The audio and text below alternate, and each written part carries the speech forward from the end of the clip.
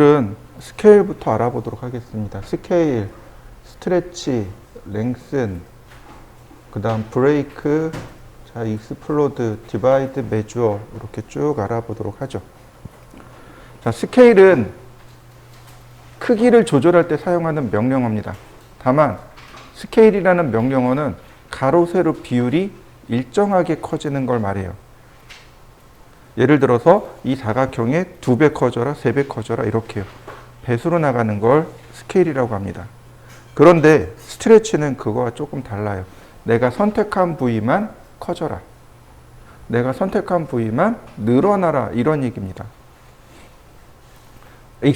익스텐드는 우리 공부했으니까 크게 문제되진 않죠?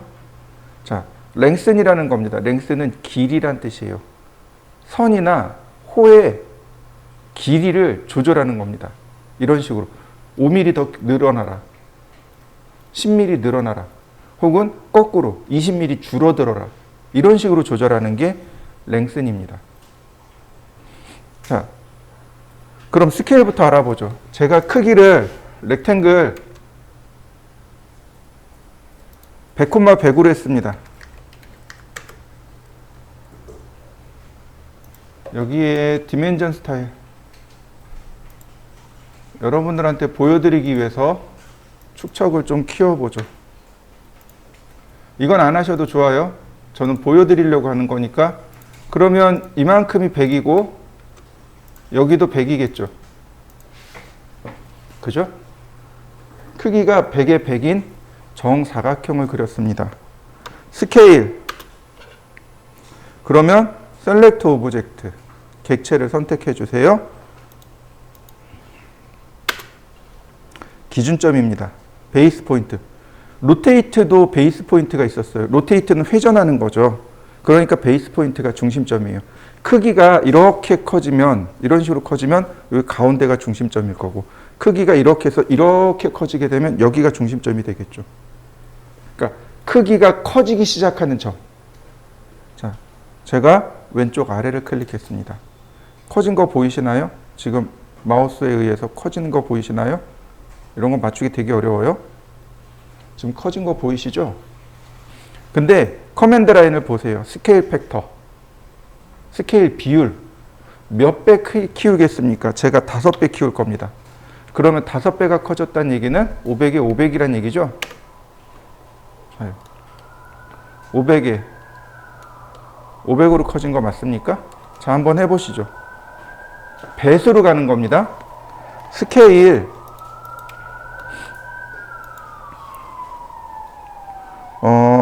0.25 맞나요? 0.5인가요? 125네요. 다시 언두. 스케일 다시 100으로 돌리려면 얼마가 될까요? 0.2인가요? 네, 0.2. 이해되시나요? 스케일 5배. 그러면 500이죠. 다시 스케일 0.2. 그러면 다시 100으로 오겠군요. 이해되셨나요? 한번 해보시죠. 키워드 보고 줄여도 보세요. 다만 마우스로 그 크기를 조절하려고 하지 마세요. 굉장히 어렵습니다. 그냥 배수를 입력하시면 돼요. 몇 배, 이렇게 배수로. 한번 해보시죠. 스케일 이번엔 4배로 키웠어요. 4배. 그러면 얼마로 해야 다시 100으로 돌아갈까요? 자, 이렇게 하시면 돼요. 스케일 1 나누기 4. 4분의 1. 맞죠? 내가 4배 키웠으니까 4분의 1배로 줄이면 되는 거잖아요. 다시 볼까요? 스케일 제가 얘를 3배 키웠어요. 스케일 그럼 1 나누기 3, 3분의 1로 줄이면 되는 거잖아요. 이해되시나요? 스케일 할 때는 분수를 써도 돼요. 다만 정수 나누기를 쓸 수 있다는 얘기죠. 그죠? 자, 한번 해보시죠. 스케일 카피가 있고 레퍼런스가 있습니다. 먼저 카피요. 복제하겠다는 얘기죠. 근데 5배. 자, 하나 복제된 거 맞습니까? 이렇게 복제해서 스케일이 일어납니다. 다시 말하면 카피도 있고 로테이트 카피도 있고 스케일 카피도 있고. 자, 한번 해보시죠. 자, 이번에는 레퍼런스요. 스케일 보시면 레퍼런스라는 게 존재합니다. 자, 로테이트에도 레퍼런스가 있었죠? 똑같습니다. 사용하는 방법은. 자, 먼저 크기를 이용해서 레퍼런스를 조절하는 방법입니다. 이게 이제 제일 많이 써요. 지금 여기 보시면 크기가 얼마예요? 100이죠. 자, 레퍼런스. 여기에 내가 참조할 만한 길이를 씁니다.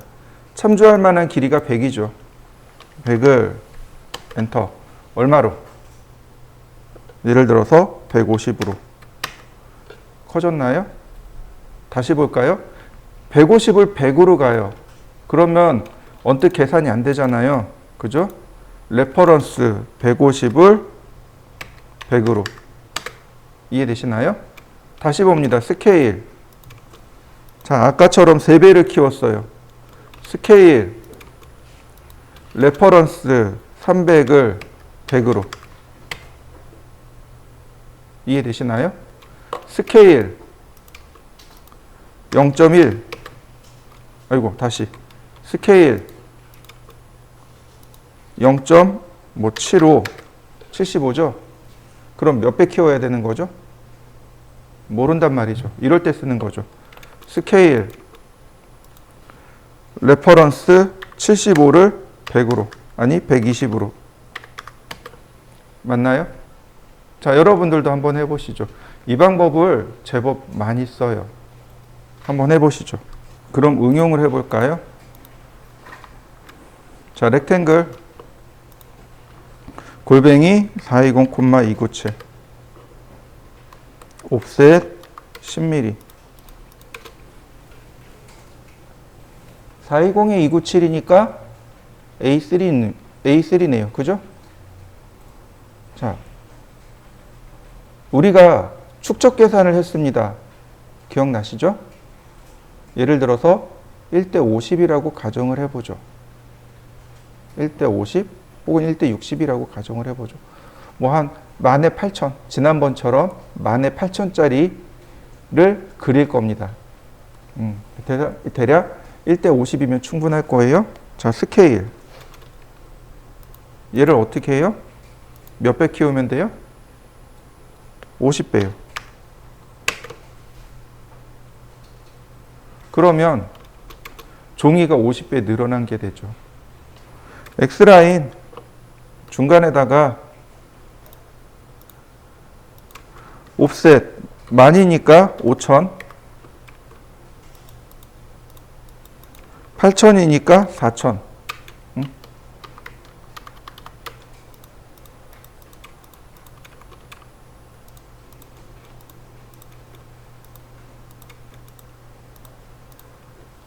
자, 딱 맞게 들어가나요?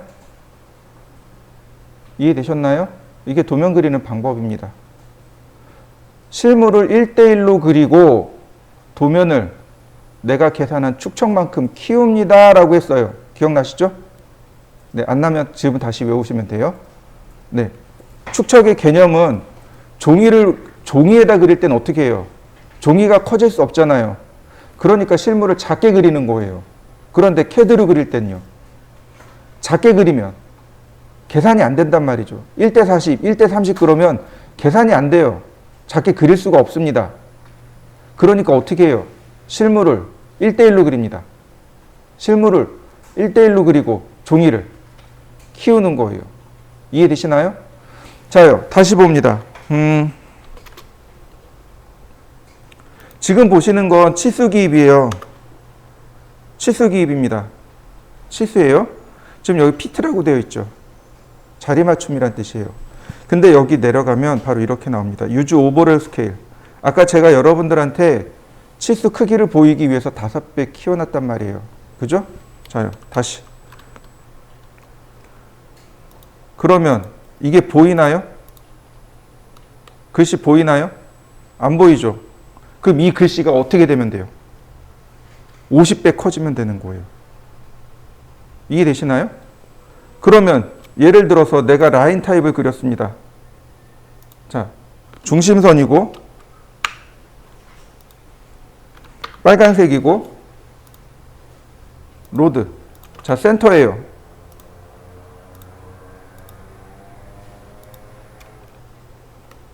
X라인.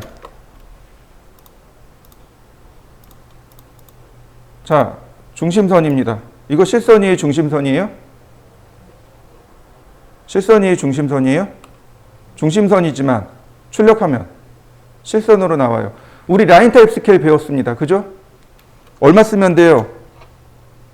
축척이요. 이해되시나요? 자요. 다시 봅니다. 디멘전 치수죠? 여기다 몇 배를 하면 돼요? 50배를 하는 거죠. 그러면 자요. 글자 크기가 커진 거 맞습니까? 캐드에서 도면 그리는 거 이해되시나요? 그럼 나중에 출력할 때 어떻게 하면 돼요? 50배 줄여서 출력하는 겁니다. 종이가 안 커지잖아요. 그죠? 그러니까 얘가 50배 커져 있는 거니까, 현재 얘가 50배 커져 있는 거니까 50분의 1로 줄이면 된다는 거죠. 그러면 글씨고 뭐고 전부 다 어떻게 돼요? 50분의 1로 줄여서 나오는 거죠. 우리가 여기다 그릴 때는 이렇게 도면을 그릴 때는 실물만 1대1로 그리는 겁니다. 실물만. 그럼 여기에 들어간 나머지 요소들은 축척만큼 다 키우는 겁니다. 이해되셨나요? 이런 식으로요. 예를 들어서 우리가 사용하는 글씨의 크기가 2예요. 자, 글자의 크기가 우리가 손으로 설계할 때 쓰는 글자의 크기가 2mm에서 약 3mm 사이가 돼요. 2mm에서 3mm 사이가 됩니다. 예전에, 그러니까 저는 2mm짜리를 써요. 2mm 글씨를 씁니다. 그런데 제 선배는, 그러니까 저희 이제 부장님이죠. 부장님 같은 경우는 1.8mm 썼어요. 2mm도 크다 이거죠. 근데 거기까지는 괜찮아요. 근데 그 도면이 실무에 나가면, 현장에 나가면 싸워요. 왜 싸우는지 아세요? 반장님들이 연세가 많으세요. 노안이 와 있단 말이죠. 그런데 현장이 지금처럼 밝을까요? 안 밝아요. 동굴처럼 어두운 데도 굉장히 많단 말이죠. 물론 이렇게 바깥의 현장이라면 조금 밝겠죠. 그런데 비 오는 날이라든지 이런 때 혹은 실내로 들어가면 어둑어둑한 데들이 굉장히 많아요. 근데 이 양반들이 노안이 왔으니까, 일은 급해요. 일은 막 급하고 빨리 해야 되는데 노안이 왔으니까 돋보기 썼다가 일반 안경 썼다, 돋보기 썼다, 일반 안경 썼다 그러면 처음엔 괜찮은데 후반부로 가면 막 짜증내요. 글씨 크기를 적당하게 써야 돼요. 1.6mm, 1.8mm가 옛날 신문 글씨예요. 옛날 신문 글씨입니다. 그러니까 여러분들 곰곰이 생각해 보세요. 저 어렸을 때 신문을 봤어요. 그러니까 저희 아버지가 노안이 오니까 돋보기 쓰고 아이씨 그러셨단 말이에요. 도면 보면서 아이씨 그러면 돼요? 안 되는 거죠. 돋보기만 쓰고도 이렇게 편하게 볼 수 있어야 된단 말이죠. 그게 나만 보는 게 아니고 여러 사람이 보는 도면이라 그래요. 이해되시나요? 그게 저는 마지노선을 2mm로 잡은 거예요. 그나마 돋보기를 쓰고 편하게 볼 수 있는 글자 크기 2mm. 자요. 내가 1대1로 그릴 때 1대1일 때 글자의 크기는 2mm라고 가정하죠. 그럼 1대50일 때는요. 글자의 크기가 2mm 곱하기 50이 되는 거죠. 그래서 얼마가 돼요? 100mm 글씨를 쓰는 거예요. 글자의 크기가 100mm 글자로 크면, 도면에선 100mm로 쓰지만 실제로 출력하면 몇 mm가 나와요? 50분의 1로 줄기 때문에 2mm로 나와버린단 말이죠. 이게 도면 그리는 방법이에요. 이해되셨나요? 그러니까 저는 그걸 명확하게 인지하고 있었으니까 축척을 틀리는 일이 없단 말이죠. 도면이 늘 깨끗했단 말이죠. 1대40으로 그리나 1대50으로 그리나 1대60으로 그리나 글자의 크기는 다 똑같이 나왔단 말이에요. 근데 이제 그 부장님은 그 개념이 없었던 거죠. 야, 글자 크기 무조건 1.8mm야. 1대 40일 때도 1.8mm, 1대 50일 때도 1.8mm. 그러니까 도면을 출력하면 어떻게 돼요? 글자가 들쭉날쭉한 거죠. 이해되시나요? 네, 이거 이렇게 계속 바꿔줘야 돼요.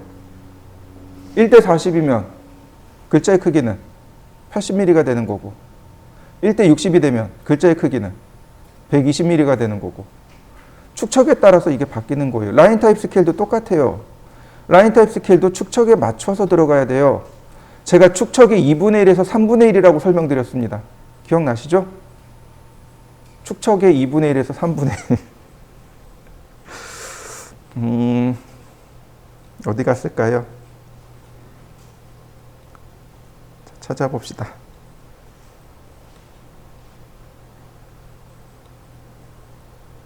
축척까지 나왔는데 LT 스케일이 여기다 안 적어놨네.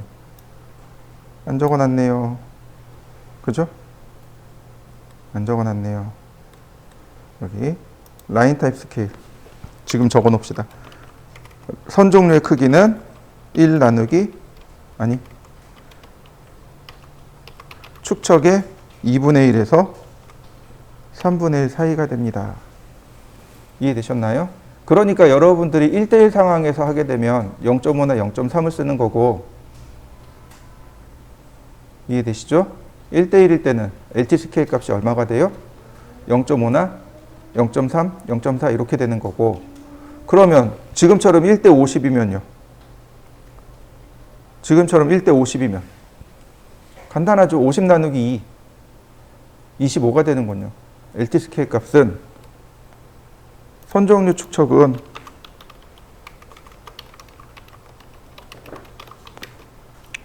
축척에 나누기 2 하면 된다 그랬죠.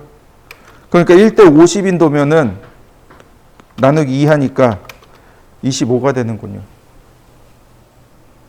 이해되셨나요? 이렇게 실물을 제외한 나머지가 다 커지거나 작아지거나 축척에 맞게끔 커지거나 작아지거나, 그게 축척의 개념입니다. 우리가 도면을 그리는 첫 번째 방법이 됩니다. 그러니까 여기가 LT 스케일이 얼마가 돼요? 50 나누기 2, 이 정도의 크기로 그려야만 선 종류가 예쁘게 나온다는 얘기죠. 이해되셨나요? 자, 여기까지 한번 해보시죠. 글자는 안 하셔도 좋아요. 이 치수는 안 하셔도 좋아요. 그러나 뭐만 맞춰보면 돼요? 우리가 할 수 있는 거, 선 종류 축척은 맞출 수 있잖아요. 한번 해보시죠. 자, A4 사이즈를 그리시고, 자, A3 1대 50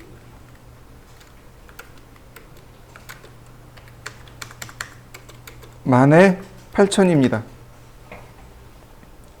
자, 한번 해보시죠. 자, 다시 보겠습니다. 자, 우리 어제 했던 내용 중에 이런 내용이 있었어요. 자, 내가 어디다 다운로드 받았을까요? 자, 여기 있다. 드래그 앤 드랍으로 0,0에 제가 이거 가져왔어요. 자, 다시 레이어를 다시 만들고,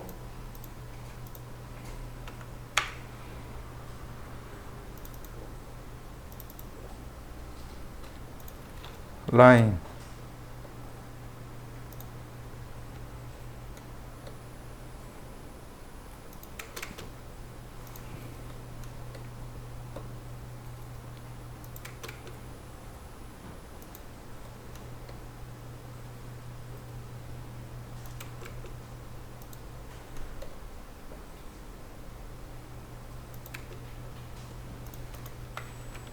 필렛,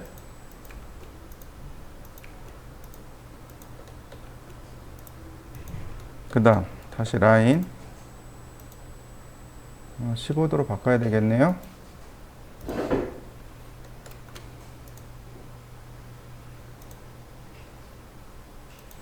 자, 제가 북쪽 표시 이렇게 하고, 로테이트, 레퍼런스, 자, 0도 우리가 지난 시간에 여기까지 했었습니다. 기억나시죠? 자, 여기서부터 여기까지가 실측을 했더니 10,000mm랍니다. 10,000mm래요. 몇 배를 해야 되는 거죠? 이건 알 방법이 없잖아요. 그죠? 다시 봅니다. 스케일, 포인트 지정하고 레퍼런스.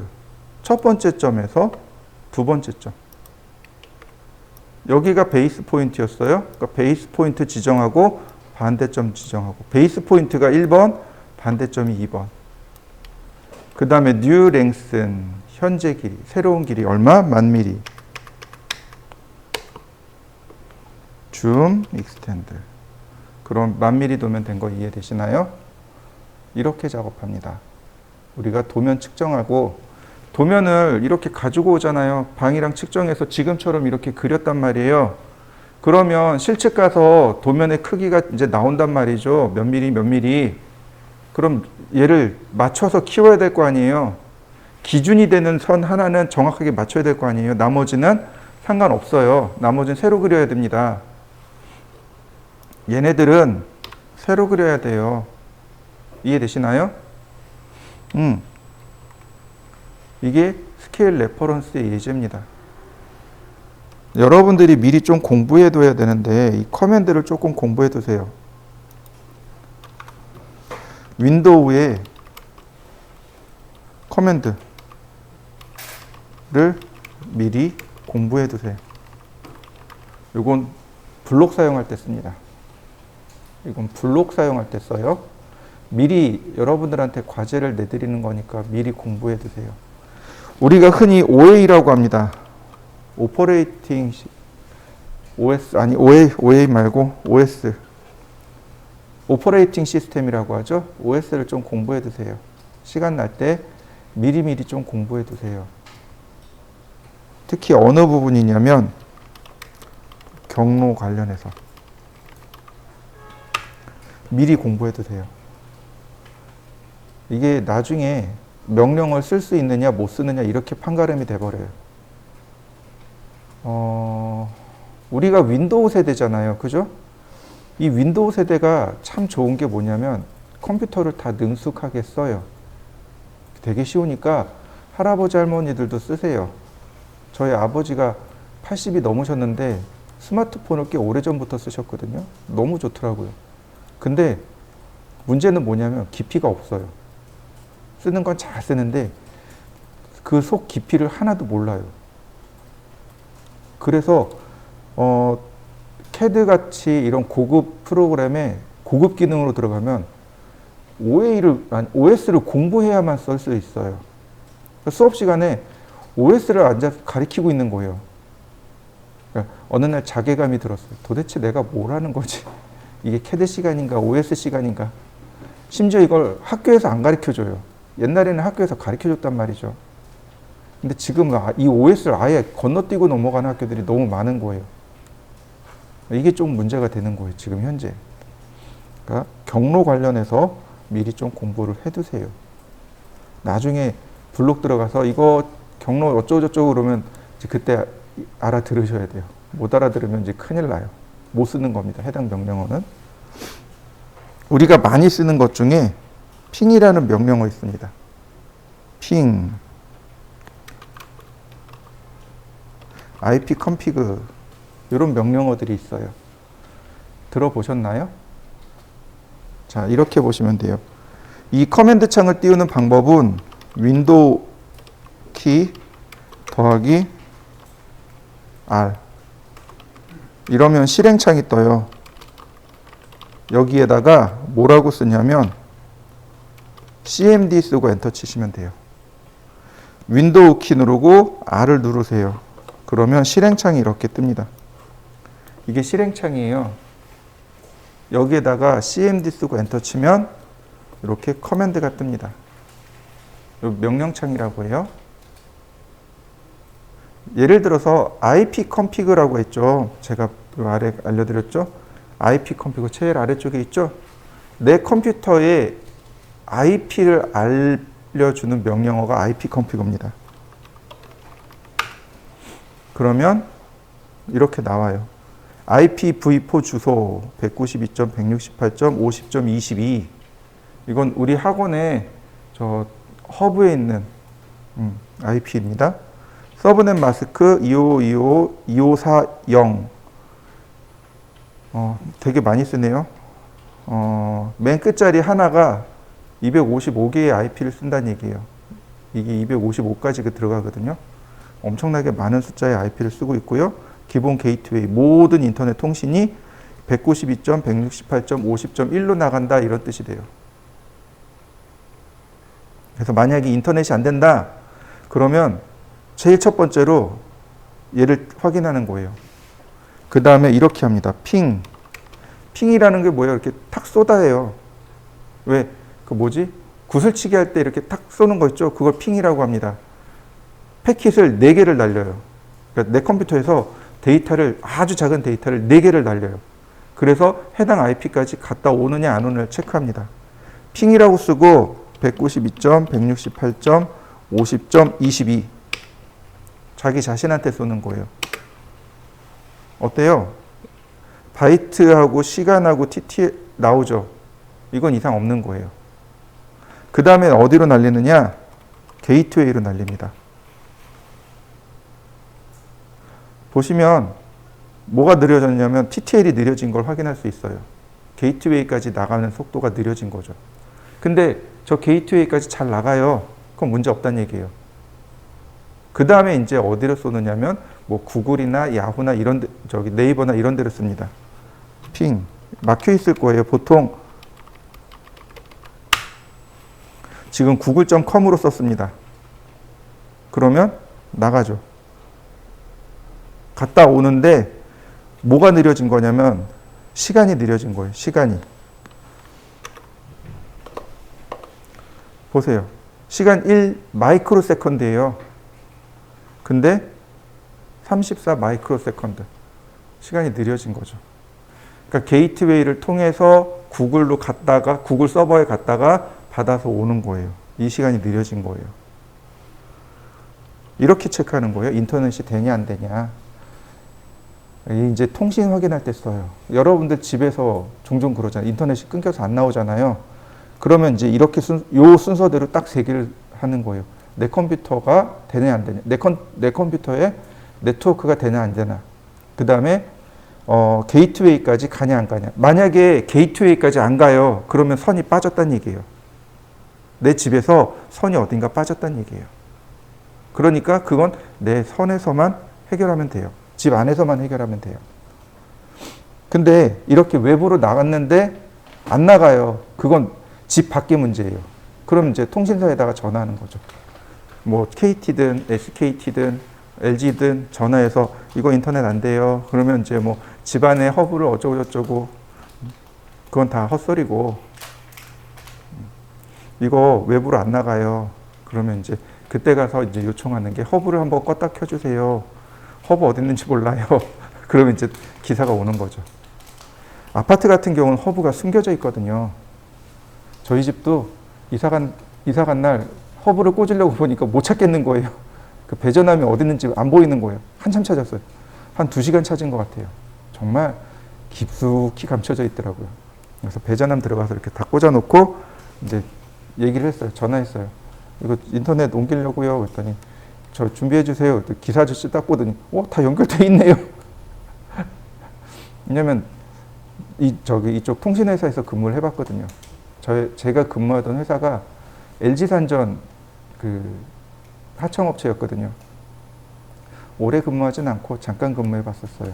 LG산전 그 하청업체였는데 LG산전이 한 대가 어디냐면 영종도 공항 있죠. 영종도 공항 네트워크를 LG산전에서 했어요. LG에서 했어요. LG. 그래서 저희 회사가 그 LG 그 영종도 공항에 있는 통신선을 저희 회사에서 다 깔은 거예요. 저희 직원들 다 영종도 들어가서 거기서 숙식 해결하고 그랬어요. 지금 영종대교 있어서 들어가잖아요. 그때는 월미도에서 배 타고 들어갔어요. 월미도에서 차 끌고 배 타고 그리고 들어가서 거기서 한 2주 갇혀 있다가 나와. 한 번 들어가면 2주. 거기서 다 해결하고 나오고. 그랬었어요. 예전에는. 그래서 이쪽 명령을 조금 알아요. 서버 구축해보고 그래서 이쪽 명령을 조금 이해하고 있는 겁니다. 여러분들도 한번 해보세요. 만약에 이렇게 외부로 안 나가요 그러면 집에 있는 허브 있죠? 그 외부에 이렇게 통신선 들어오고 집에 이렇게 나가는 분배기가 있어요. 그걸 껐다 키는 거예요. 그걸 한 번씩 껐다 키세요. 그러면 그거하고 허브하고 다 껐다 키세요. 동시에. 그리고 나서 안 나가면 이제 전화하는 거예요. 이거 외부로 안 나가요. 그럼 이제 거기서 껐다 켜주세요. 이미 다 했어요. 그냥 기사 아저씨 보내주세요. 그러면 조금 있다 와서 기사 아저씨가 이제 뭐라고 해요. 그건 100% 이제 바깥에 문제가 생긴 거예요. 우리 그런 얘기 하잖아요. 그 혓바닥이 길다라고 얘기하잖아요. 뭐라고 변명 많이 하는 거. 그건 100% 외부에 문제 있는 거예요. 뭐 어쨌든 이런 거예요. 그리고 그 핑이라는 거 있잖아요. 예를 들어서 핑이 데이터가 32바이트 밖에 안 돼요. 되게 작아요. 그죠? 이거를 예를 들어서 구글에다가 동시에 100만 대가 이렇게 쭉 쏴버리면 어떻게 될까요? 100만 대, 1000만 대 이렇게 해서 PC가 동시에 쭉 핑을 쏴버리면 어떻게 될까요? 서버가 다운돼요. 디도스 공격이라는 게 그거예요. 바이러스로 여러 대의 컴퓨터를 감염시킨 다음에 제어하는 거예요. 동시에 핑을 쏘세요. 그러면 서버가 부하가 걸리겠죠. 그럼 서버가 다운되는 거죠. 그게 이제 디도스 공격이에요. 근데 이제 그때 사용하는 명령은 조금 다르긴 하겠지만 원리는 비슷해요. 이런 식으로 쓰는 거죠. 핑 구글 점 알파벳 T. 그러면 4개가 아니고 계속 가요. 하루 종일 가요. 내가 멈출 때까지 가요. 그러면 이제 어떻게 되는 거예요? 데이터가 계속 들어오니까 이 IP는 누가 나를 공격하는 거라고 그러고 딱 차단을 걸어버리는 거죠. 서버에서. 이런 게 이제 도스를 활용한 예제들입니다. 몇 가지 안 되지만 한 2가지 설명드리긴 했는데 이런 식으로 도스 명령어들이 있고 이 도스를 사용하는 방법들이 있습니다. 시간 날 때 미리 공부해 두세요. 그러면 여러분들이 한 템포 위로, 한 단계 위로 업그레이드 할 수 있습니다. 자, 다시 넘어가죠. 자, 스케일. 자, 스케일 이해되시죠? 자, 다시 봅니다. 렉탱글 420,297 옵셋 10mm 스케일 50. 지금 이 도면은 스케일이 50입니다. 여기다가 1:40 도면을 만들고 싶어요. 어떻게 하면 되죠? 다시 그려야 될까요? 스케일 레퍼런스 현재 얼마라고요? 스케일이 50이요. 내가 만들고 싶은 건 40이요. 이해되셨나요? 축척을 가지고도 우리가 길이를 가지고도 할 수 있지만 참고할 수 있는 건 뭐예요? 우리가 길이를 모르니까 배수를 가지고 참고하는 거죠. 실제로요. 외부에서 도면이 와요. 우리가 이제 하청업체다 보면 외부에서 도면이 와요. 근데 그 도면이 크단 말이죠. 축척이 안 맞는단 말이죠. 그러면 축척 변경을 해야 되는 경우가 종종 생겨요. 되게 자주 있어요. 그러면 이렇게 스케일의 레퍼런스를 활용해서 축척 변경을 하는 겁니다. 이거를 앉아가지고 이렇게 하면 안 되죠. 렉탱글 골뱅이 420,297 옵셋 10mm 스케일 40. 똑같죠, 사이즈가? 이해되시나요? 네, 레퍼런스를 이용해서 이렇게 작업할 수 있습니다. 한번 해보시죠. 이번엔 스트레치로 넘어가 보도록 하죠. 스트레치입니다. 늘리기. 스케일은 가로, 세로 비율이 일정하다라고 했습니다. 그러나 스트레치는 조금 달라요. 스트레치 그러면 이렇게 크로싱 윈도우나 크로싱 폴리곤으로 선택하셔야 됩니다. 이렇게요. 이해되시나요? 만약에 이렇게 선택하면 안 돼요. 분명히 크로싱 선택이잖아요. 그죠? 그러나 이렇게 선택하는 건 안 되고 이렇게 선택하는 건 됩니다. 차이점이 뭐냐면 끝점이요. 끝점이 들어갔냐 안 들어갔냐는 거죠. 끝점을 포함해서 크로싱으로 선택하셔야 됩니다. 윈도우로 선택하면 아무런 변화가 없습니다. 다시 볼까요? 라인. 제가 라인을 대충 이렇게 그려봤습니다. 스트레치. 자, 끝점을 포함했지만 포함 선택이죠. 어떻게 되나요? 늘어난 게 아니죠. 이건 이동한 거죠. 스트레치. 자, 크로스지만 끝점이 선택이 안 됐죠. 뭔가 일어났나요? 아무것도 안 일어났어요. 스트레치. 지금 보시면 끝점이 선택됐죠. 걸침 선택이죠. 자, 늘어나는 거 보이시나요? 자, 늘어나는 거 보이시나요? 자, 하나만 선택하면 늘어나는 거 보이시나요? 자, 어떤가요? 잘 늘어나나요?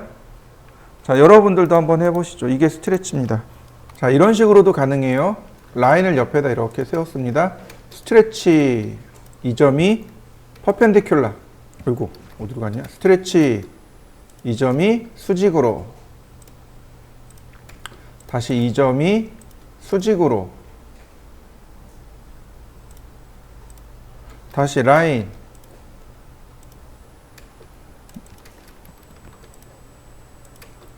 스트레치. 이 점이 수직으로. 다시 스트레치. 여기 있는 점이 수직으로. 자, 어떤가요? 스트레치 되는 건 맞습니까? 자, 이런 식으로요.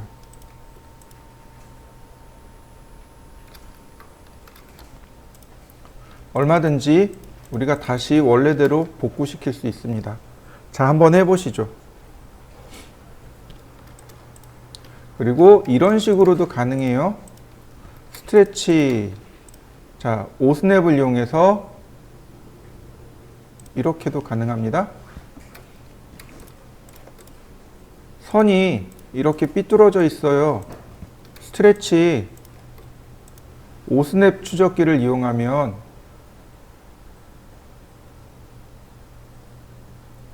얼마든지 이렇게 맞출 수도 있습니다. 자, 한번 해보시죠. 자, 이런 식으로도 많이 써요. 라인을 이렇게 그리고 스트레치, 그리고 이렇게 늘리는 거죠. 스트레치, 이런 식으로 늘려나가는 거죠. 스트레치.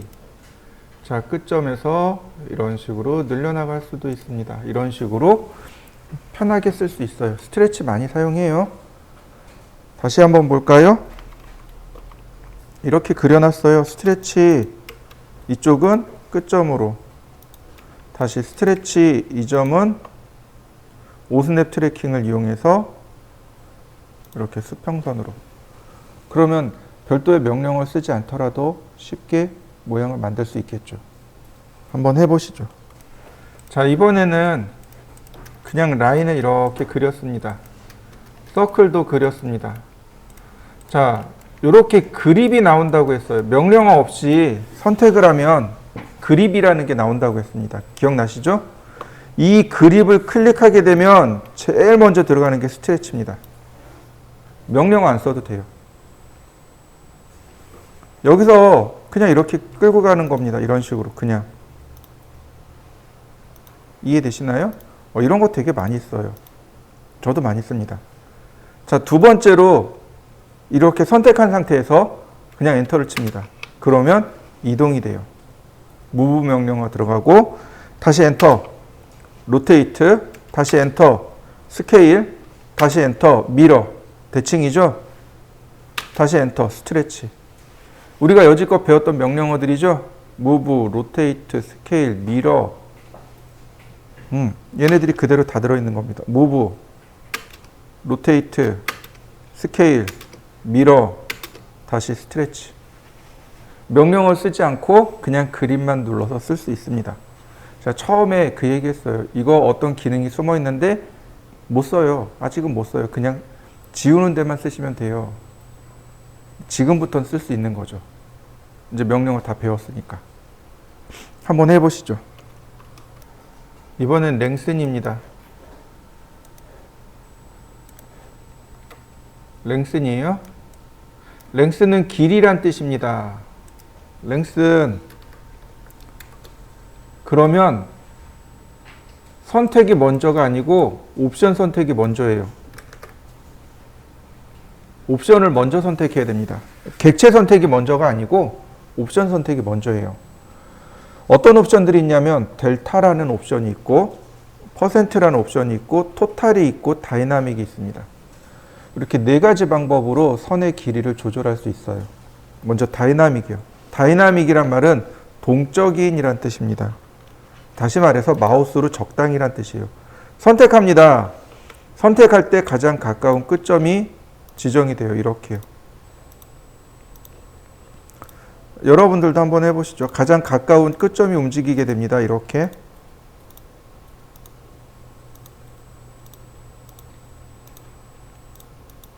선이 고정되어 있는, 각도가 고정되어 있는 상태에서 선의 길이가 조절이 되는 거죠. 델타는 마우스로 적당히 그 크기를 조절할 때 사용합니다. 한번 해보시죠. 랭슨, 이번엔 토탈이요. 토탈은 전체 길이를 말해요.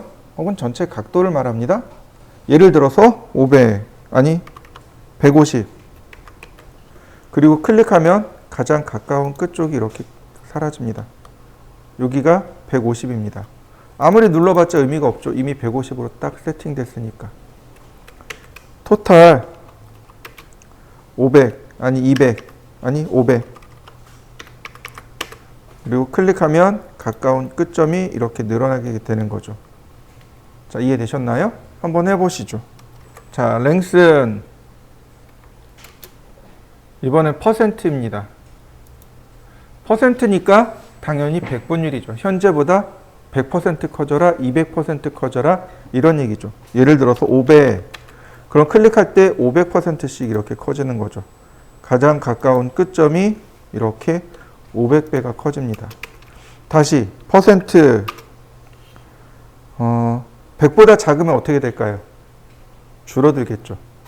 예를 들어서 80, 그럼 현재 길이에 이렇게 80%가 줄어들게 됩니다. 퍼센트는 100분율입니다. 100을 기준으로 해서 100보다 크면 커지는 거고 100보다 작으면 작아지는 그런 일들이 발생합니다. 한번 해보시죠. 자, 랭슨, 델타. 델타란 얘기는 커지고 작아지는 값을 말합니다. 아예 값으로 넣는 거예요. 예를 들어서 100mm, 그러면 한번 클릭할 때마다 이거 너무 작구나. 다시 델타 500mm. 한번 클릭할 때마다 이렇게 500mm가 늘어나는 거죠. 보이시죠? 다시 델타 마이너스 1000. 그러면 한번 클릭할 때마다 이렇게 1000mm씩 줄어들게 되는. 델타라는 건 커지거나 작아지는 값을 델타라고 합니다. 우리나라 말로 하면 증분이라고 하죠. 증가하고 감소하는 값. 이걸 델타라고 합니다. 증분이라고 하고. 자, 한번 해보시죠. 자, 이 과제물을 한번 볼까요? 이 과제물을 통해서 랭슨을 조금 확인해 보도록 하죠.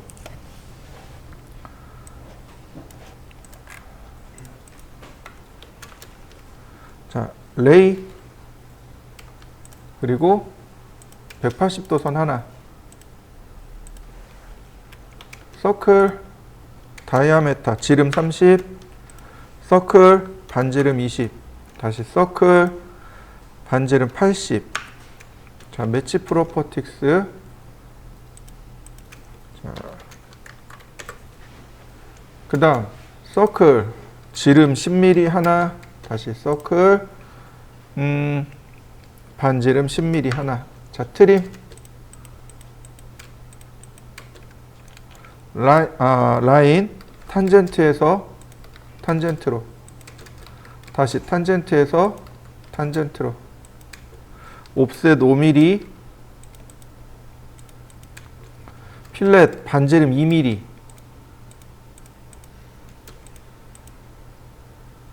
필렛 반지름 4mm, 트림, 아이고,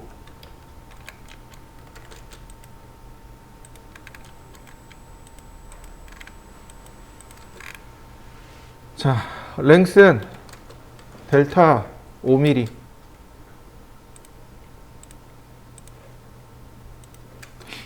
어레이 폴라 어레이 중심점 클릭하고 아이템 3개, 필렛 반지름 30mm,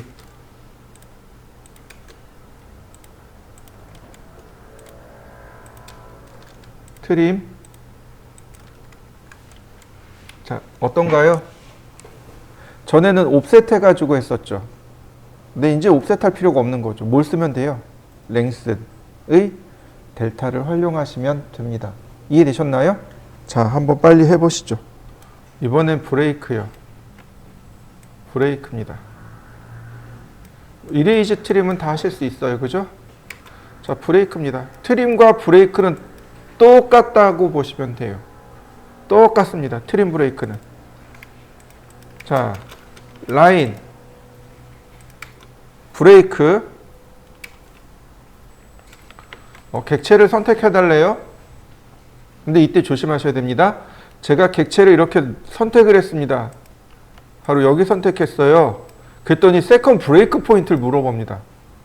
나는 선택해 달라서 그냥 선택만 했는데 어느 틈엔가 벌써 첫 번째 브레이킹 포인트가 들어가 버렸네요. 클릭. 선택하는 순간 그 점이 퍼스트 브레이킹 포인트입니다. 다시 보세요. 브레이크.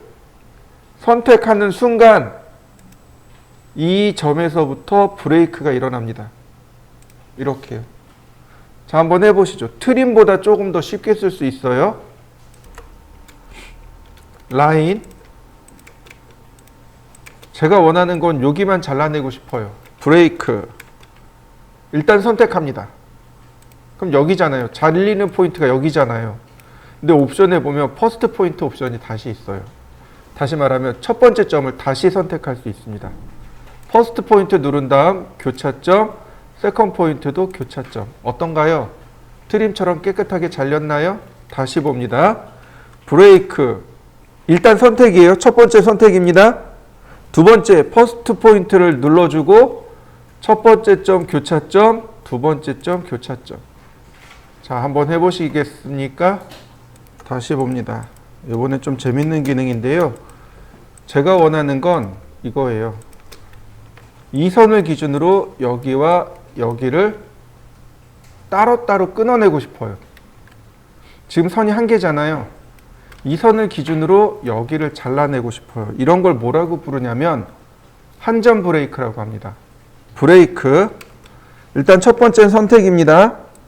두 번째는 퍼스트 포인트 교차점 클릭. 세컨드 포인트 역시 교차점 클릭. 똑같은 점을 두 번 클릭하게 되면 이렇게 한 점 브레이크가 일어나요.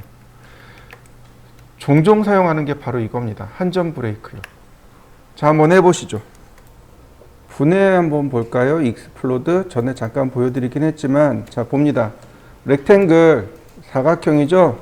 폴리곤, 육각형, 엣지. 얘네들은 뭐라고 했나요? 이거 폴리선이라고 했죠.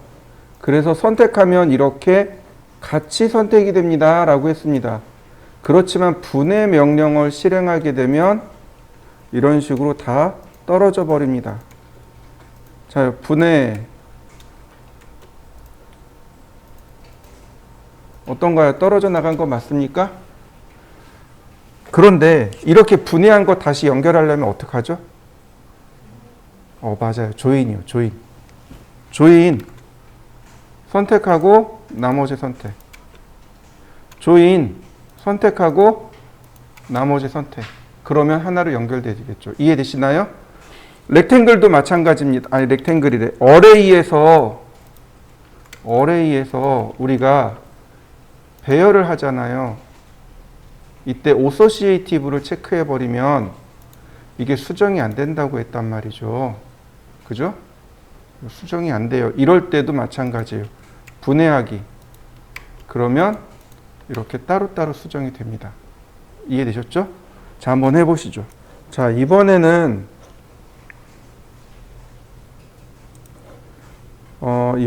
포인트부터 알아보도록 하겠습니다. 디바이드하고 메저는 좀 냅두고요. 포인트, P타입 좀 먼저 알아보도록 하겠습니다.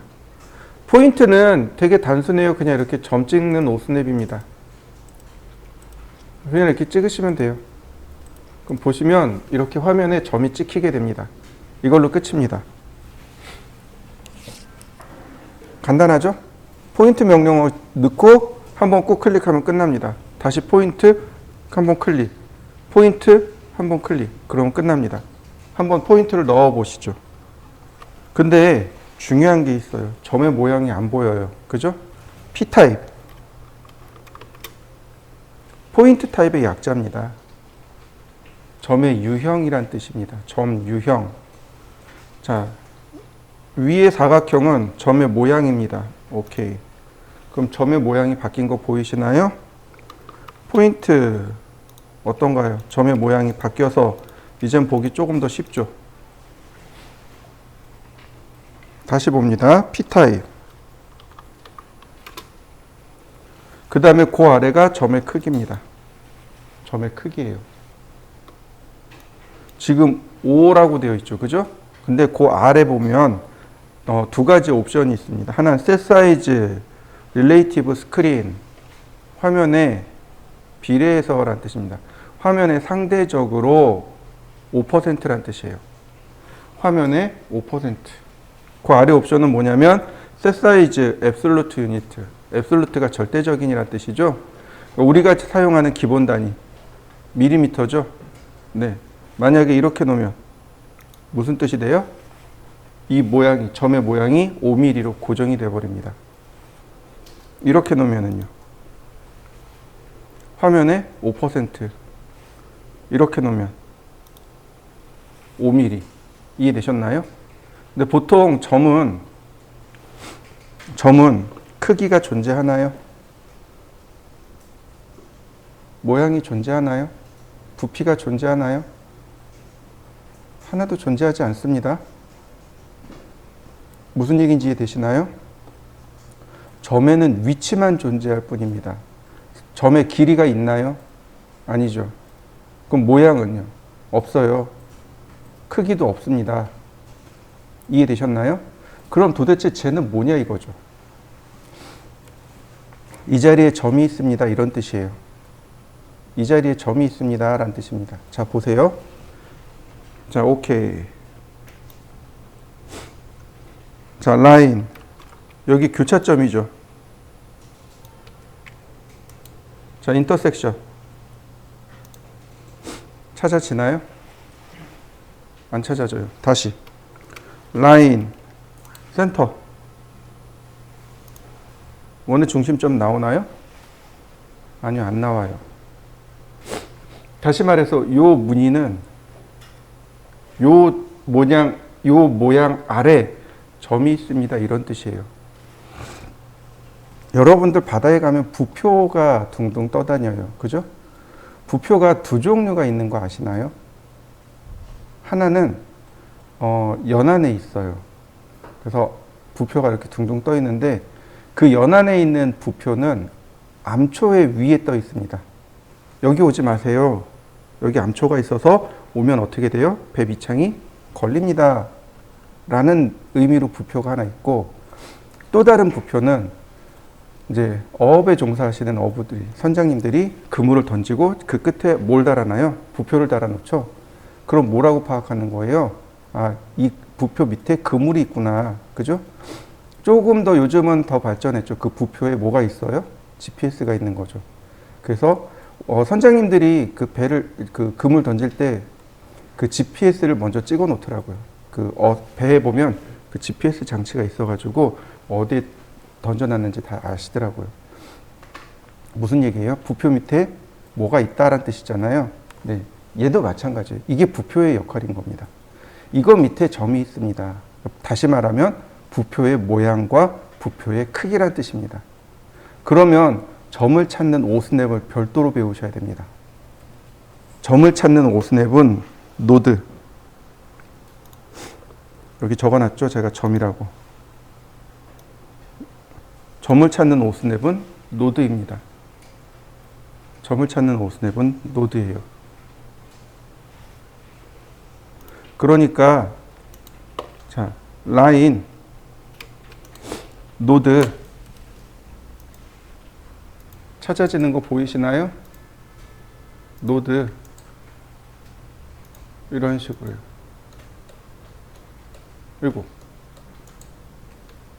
노드. 자, 한번 해보시죠. 점을 찾아서 연결해 보시죠. 자, 오스냅 하나가 더 있습니다. 니어레스트라는 오스냅이 있어요. 니어레스트.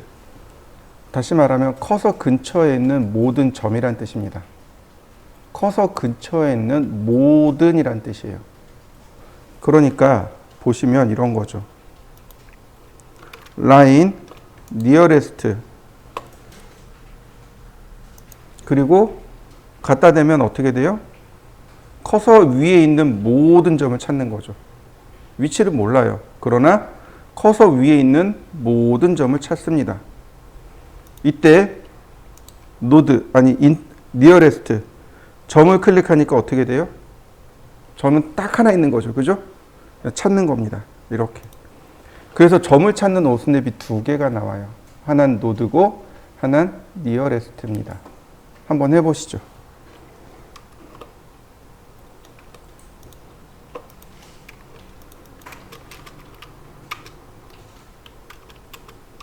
자, 이번에는 선을 이렇게 그려보겠습니다.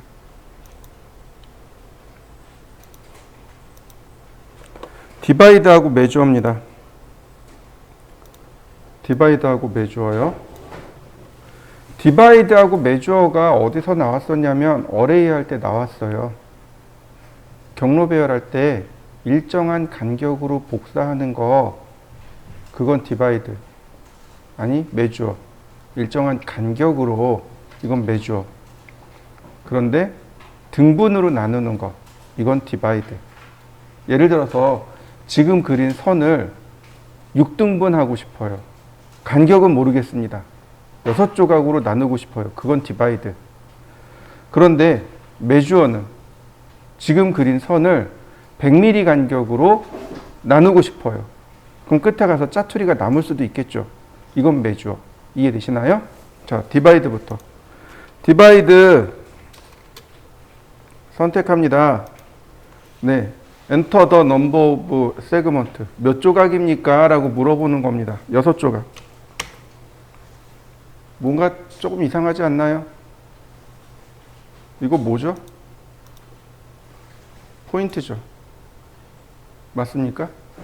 선을 브레이크한 게 아니고 포인트가 들어간 겁니다. 포인트를 넣어놓은 거예요.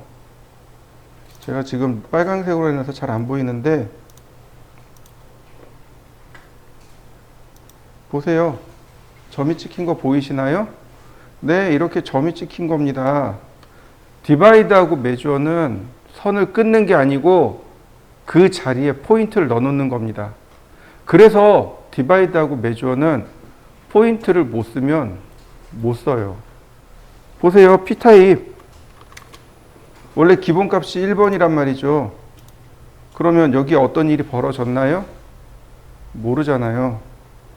눌러보면 잘린 게 없거든요. 그래서 P타입으로 점의 모양을 바꿔놔야 됩니다. 이런 식으로.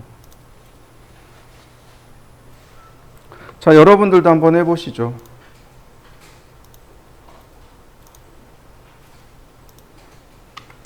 디바이드니까 똑같은 간격으로 나눠질 거예요.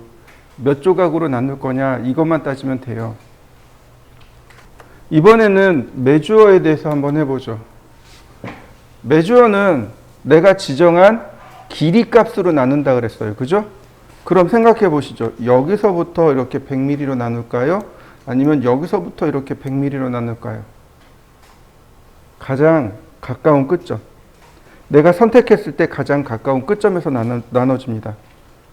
자, 선택을 하면 length of segment 간격이 얼마입니까?